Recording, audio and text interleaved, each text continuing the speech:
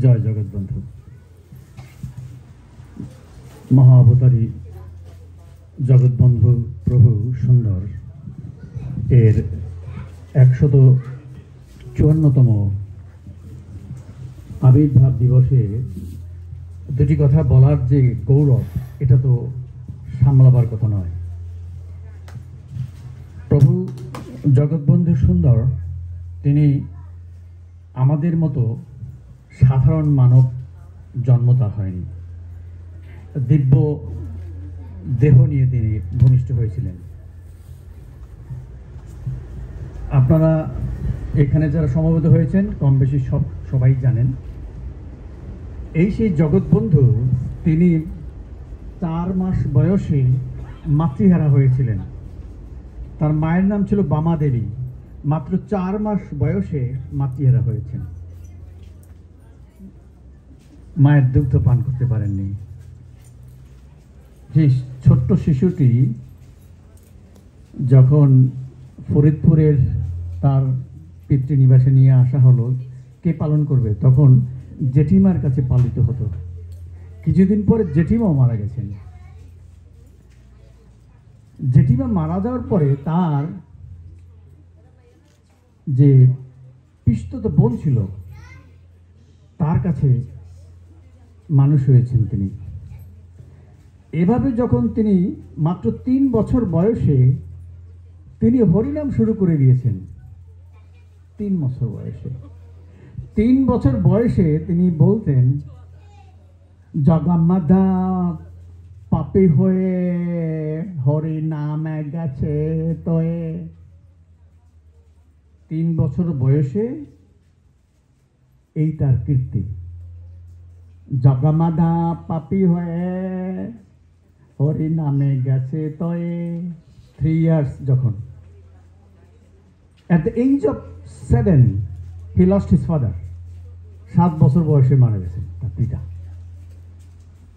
সেই জগৎবন্ধু যদি বলে থাকেন, বুদ্ধিভ্রষ্ট হয়ে পিতা মাতাকে কষ্ট দিও না, আরে উনি তো মাই পাননি, মায়ের দুধই খেতে পারেননি, বাবার স্নেহ পাননি, কি করে উনি বললেন বুদ্ধিভ্রষ্ট হয়ে পিতা মাতাকে কষ্ট দিও না?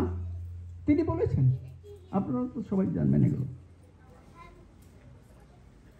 এবং তিনি সেই যে ফরিদপুরে যখন 1899 সালে তিনি যখন শ্রী অঙ্গন প্রতিষ্ঠা করেন, তো শ্রী অঙ্গন প্রতিষ্ঠা করার মাত্র 3 বছরের মাথায় তিনি আপনার 1902 সালে তিনি গেলেন মহাগম্ভীরাতে।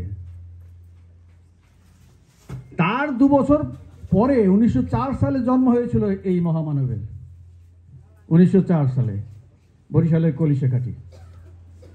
তিনি যখন শুনতে পাইলেন, উনি যখন ছোট মাত্র 10 বছর, যখন শুনলেন যে ফরিদপুরের আঙিনায় এক প্রভু নিজেকে কুটিরে বন্দি করে তিনি ভগবানের অর্চনা করছেন, গম্ভীরে আছেন, মাত্র 11 বছর বয়সে এই সেই মহামানব তিনি 80 মাইল পথ তার বাবা মাকে না বলে উনি সেই বরিশাল থেকে হাজির শ্রী অঙ্গনে। তারপরে তার বাবা মা এসে তারা ধরে নিয়ে যায়, বাবা তুই কি করছিস, অন্তত মেট্রিকটা পাস কর। তারপরে ওনাকে ধরে নিয়ে বাড়ি গ্রামে নিয়ে যায়। তারপরে এন্ট্রান্স পরীক্ষায় ফার্স্ট ক্লাস ডক্টর মহানন্দ ব্রহ্মচারী। এবং তারপরে তো আপনারা সবাই জানেন তিনি জগৎবন্ধুর সাক্ষাৎ পাননি, কিন্তু তার প্রথম যে শিষ্য শ্রীমৎ মহেন্দ্র আচার্যের শিষ্য তিনি। মহানাম যে সম্প্রদায়, তার প্রথম যিনি সভাপতি ছিলেন মহেন্দ্র আচার্যের কাছ থেকে দীক্ষা নিয়েছিলেন এই ডক্টর মহানন্দ ব্রহ্মচারীজি। তারপর লাইনেস তো আপনারা জানেন সব কিছু। এবং তিনি কি না করেছেন আমাদের জন্য। ফিরে যায় জগৎবন্ধুর কথা বলতে গিয়ে, 17 বছর গম্ভীরাতে ছিলেন। আমার বাড়ি থেকে খুব একটা বেশি দূরে নয়। 17 বছর কোনো কিছু না, বদ্ধ ঘরে যদি একটি প্রাণ 17 বছর কাটাতে পারে, আর কি উদাহরণ আপনারা চান? সে কে? 17টা বছর বদ্ধ ঘরে যদি কেউ থাকতে পারে গম্ভীরায়, তারপরে যদি আবার সেই দিব্য দর্শন যদি বেরিয়ে আসেন, আর কি চান আপনারা? উনিকে সেটা ব্যাখ্যা করার জন্য আর কি দরকারটা আছে?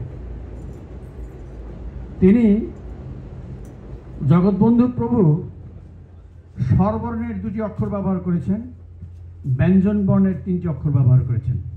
স্বরবর্ণের 2টি অক্ষর মানে স্বয়। তিনি বলেছেন অচৌর্য থাকবে, চৌর্য বৃত্তি করবে না, মানুষের সম্পদ নেবে না, অচৌর্য পরিহার করো।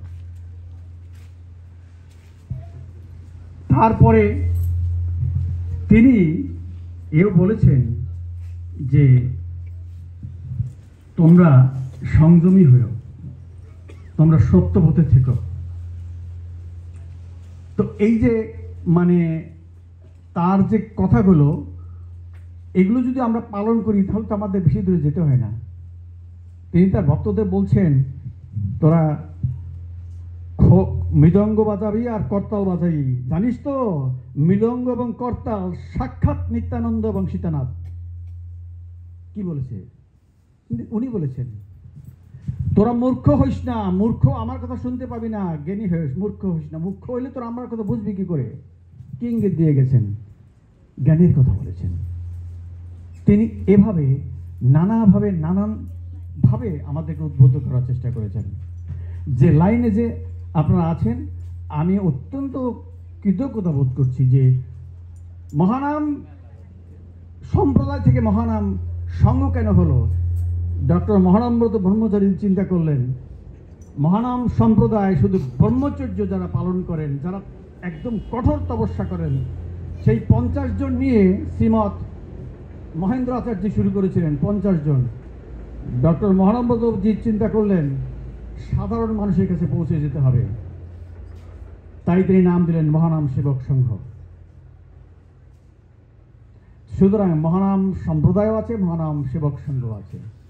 আমার টাইম খুব সীমিত, 10 মিনিট আমাকে বেঁধে দেওয়া হয়েছে, অনেক অনুষ্ঠান আছে। আমি আবেগাপ্লুত এই জন্য যে আমাদের সনাতন ধর্মের যে ধারক বাহক রাধাকৃষ্ণ এবং গৌর নিতাই,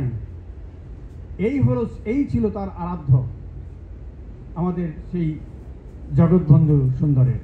আর আমরাও তারই আরাধনা করি। আমি অত্যন্ত আপ্লুত যারা আয়োজন করেছেন, আমি বিনম্রভাবে আপনাদের শ্রদ্ধা জানাচ্ছি সুন্দর অনুষ্ঠান আয়োজন করার জন্যে এবং আমাকে একটু সময় দেওয়ার জন্যে।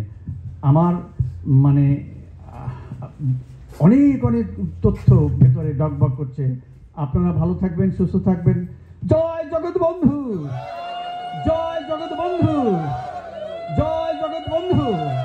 সবাই সুস্থ থাকুন, ভালো থাকুন, সবার কল্যাণ হোক। হরে কৃষ্ণ।